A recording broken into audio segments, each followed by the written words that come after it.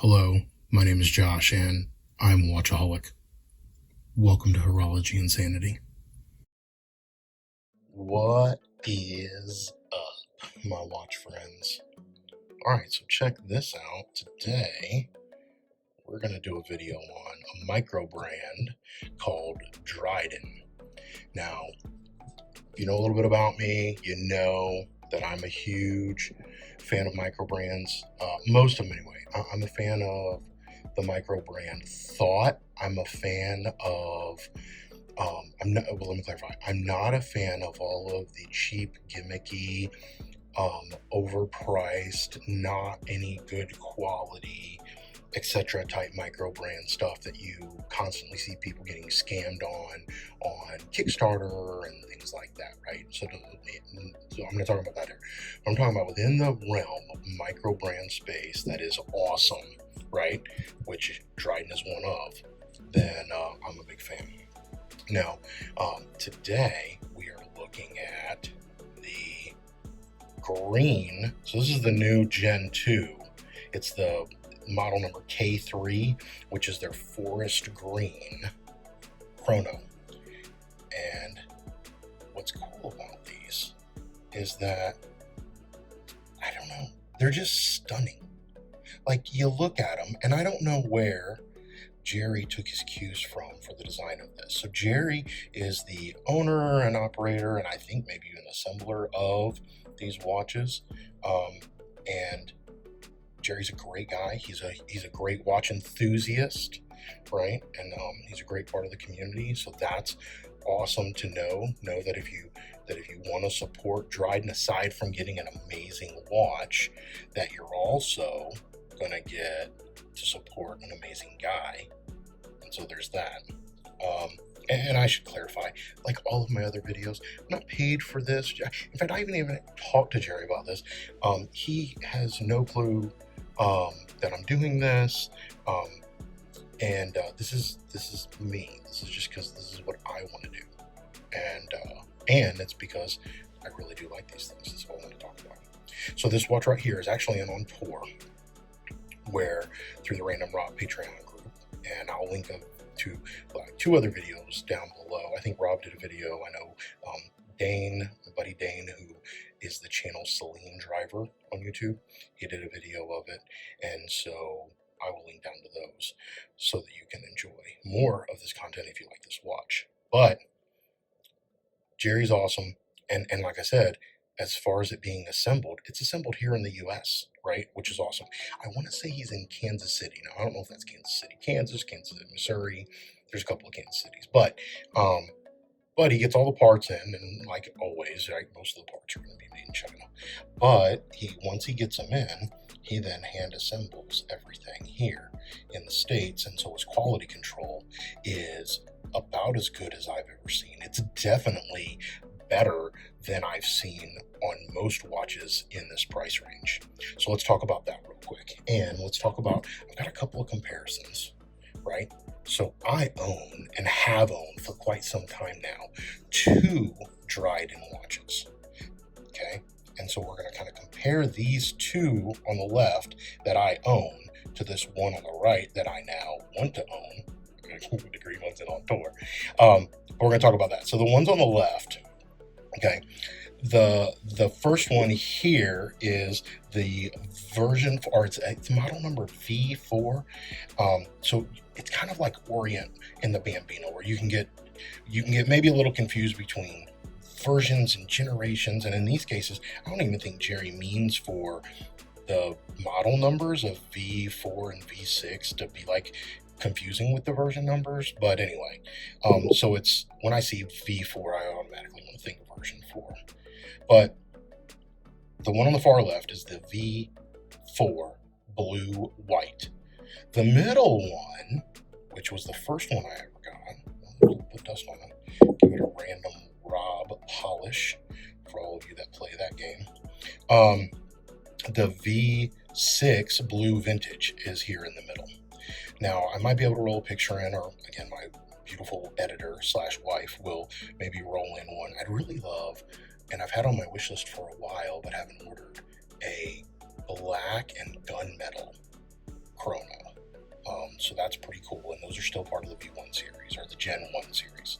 Now, this green one is the model number K3, and it's the forest green. And let's talk about a couple of differences real quick. So the Gen 1 pricing is standard $319. However, Jerry pretty frequently, not quite constantly, but frequently, has them on sale for about 20% off. So you can get these for around $255. And he's got free shipping on the website on orders over $99, which these would be. And so you're good there. Now, the Gen 2, they are $349, and you can frequently get them on sale for around $279. And so between $250, $280, you can score one of these beautiful watches. Now, let's talk about just some case dimensions and things like that, and we'll talk about a couple of differences between the Gen 1 and the Gen 2. So the case size on all of them, Gen 1 and Gen 2, is a 42 millimeter case. And I've got my trusty calipers here. Let's see if we can get a measurement. And you can see, depending on where you grab it, yeah, I'm right at 42 mil. Okay. The lug, he claims is 49. And if I can get a measurement on that, 48.8. Okay. And then he says the thickness is 13.5. And you'll notice it's got just the slightest of a raised kind of domed box crystal. It's double domed sapphire, but you can see I'm actually measuring it at 12.7. So if you're going to be wrong, right? If you're technically going to document something that might be a little different, I'd rather you state it's thicker than it is. I have some people that state, oh, my watch is 11 mil, and then I measure it, it's like 16, and it stands up off your wrist, and you're just waiting to bang it on a doorknob or something. But no, in this case, it's actually less than the 13.5. At least on this one, I could try to measure the others, but that's great news. And it wears perfect on the wrist. So I have an 8-inch wrist, as many of you may already know, and I'll do you a wrist shot here in a second. But you can see that sits, for me, perfect. And if you even go to anything over a 7, you probably are good with this. 6.5, you might be pushing it. But again, always measure the lug to lug to kind of know how it's going to fit. And then in this one, account for these pushers up here. Okay, because those give it a little bit more real estate than what it may otherwise think based on the dimensions. See, coin edge bezel. Bezel action, fantastic on this, and everything is meticulously aligned. There's no back play. It's I'm telling you, the quality. So the value, you've heard me talk before about value. The value of these Dryden watches, I think, is off the charts. Kind of like Zelos, off the charts. If you're cool with having a mecha quartz movement, which we'll talk about in a second, then everything else about this is fantastic. Now, one difference between the Gen 1 and the Gen 2s are that he's got different colors. So I showed you a couple, different colors, the blue, white, the vintage blue, the black, and the black gunmetal. He's got gloss black and matte black, I think. But those are the Gen 1 colors. Now, the Gen 2 colors, he's got green and white and midnight blue. And of those, a white one would be cool if you were to custom make it, which I'll talk about too in a second. But otherwise, this green would be my favorite. So in my wish list, behind the black and gunmetal variant that I might like to have, this green one is on the list now. This green is so stunning. And it's deep. It's like a deep, rich green, and you can see that the bezel is green. I hope that's coming across in frame. And the subdials have a sunburst effect to them. The lume, the little bit of a yellow accent on the tip of that Chrono second hand. They're beautiful. I have no other way to describe it than they're just beautiful. So anyway, real quick, talking about the made to order kind of options, the custom made options. Jerry, so I used to think I was special because I was talking to Jerry about him assembling for me kind of a one-off variant that I could pick and choose. Now, I'd have to pick and choose from the parts that he has, but then it's kind of like Legos, right? You can put it together however you want. And I thought I was going to be really cool and special in that. Well, it turns out Jerry, and not just from me, I think he had maybe other people asking for a similar type thing, but Jerry actually started offering that as an option. So if you go on the website now, you will see there's a build to order option available. I don't know all the pricing. I have not done it yet, so it was only something that I was curious about and interested in. But anyway, just so you know that that's there.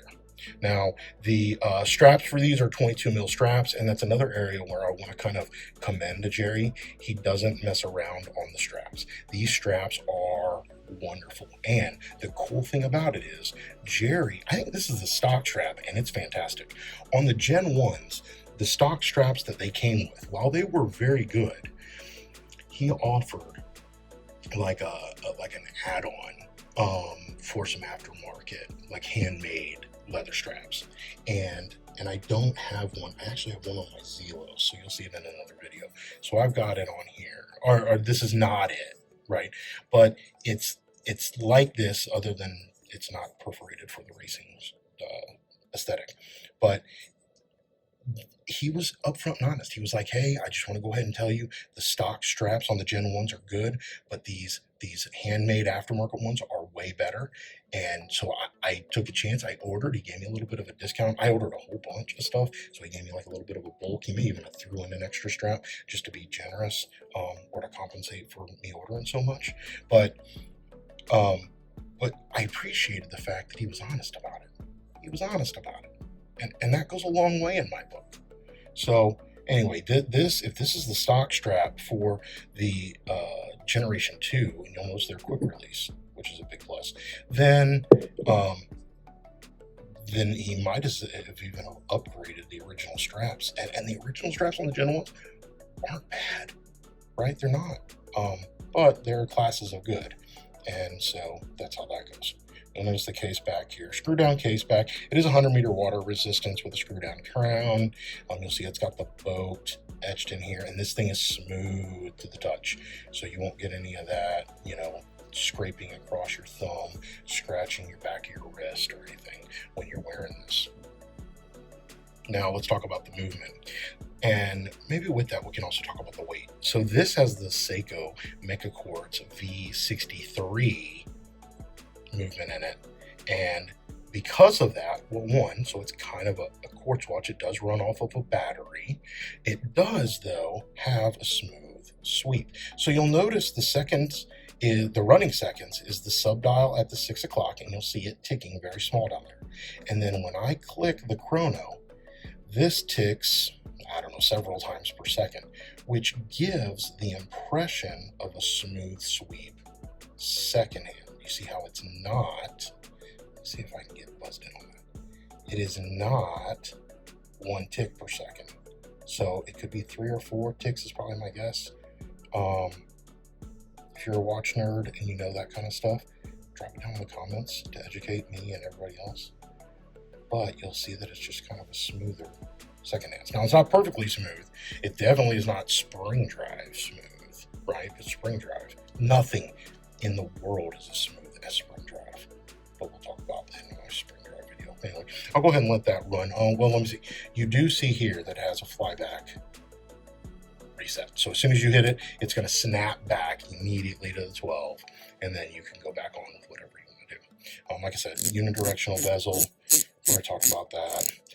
Now, one other thing I noticed, I don't know if he's got different variations of these. You'll notice that this is like a 12-hour bezel that you can get, and then my old ones have the 60-minute bezel. And so notice the difference there between the numbers. So I don't know if all Gen 1s have one or the other versus the Gen 2s, but that's something to consider too if you have a preference on that. Now, I'm going to be honest with you, half the time I don't even notice it, and I don't even really use it. So I'm still weird. Call me not a true watch enthusiast, but if I have to time something, I probably put it on my phone. So that's just me. But anyway, this is where we're at, the weight of it. It comes in right between like 80 and well, 83 and 86 or 87 grams, so it's in the mid 80s as far as weight, and that's on the depending on the strap that you put it on. Now these do not come with a bracelet, and I've never fitted a bracelet to this, so I don't know how well that would work if you wanted to go straighter curved end lengths, right? That's something that you can try, but I don't know how well it will or will not fit to this case shape. So it looks so good on a leather, right? I probably would just leave it on this. And even though it does come with like a NATO, and we can talk about the packaging too. So real quick, it comes in this cool box, and if you pop it open, which is really hard to do behind the camera. Oh, that thing's stiff. Hold on. All right. It is secure, if nothing else. Cool watch roll. You'll see these frequently in other things. See, it's upside down. We constantly put everything upside down.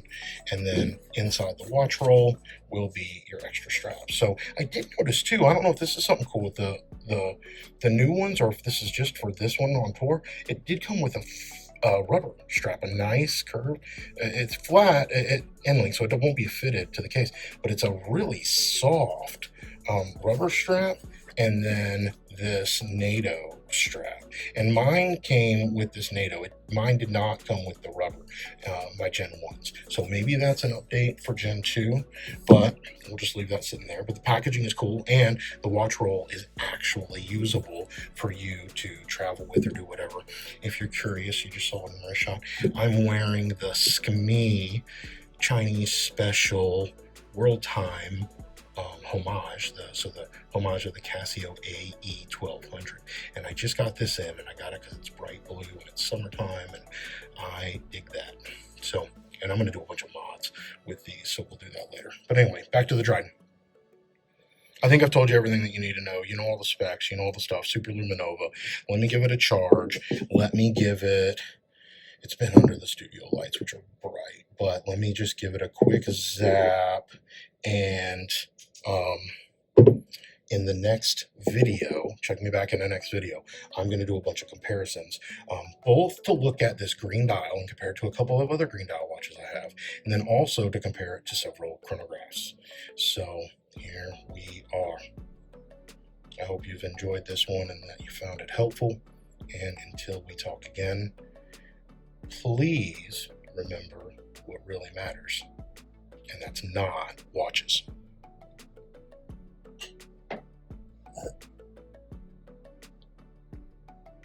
Keep the insanity sane, my friends.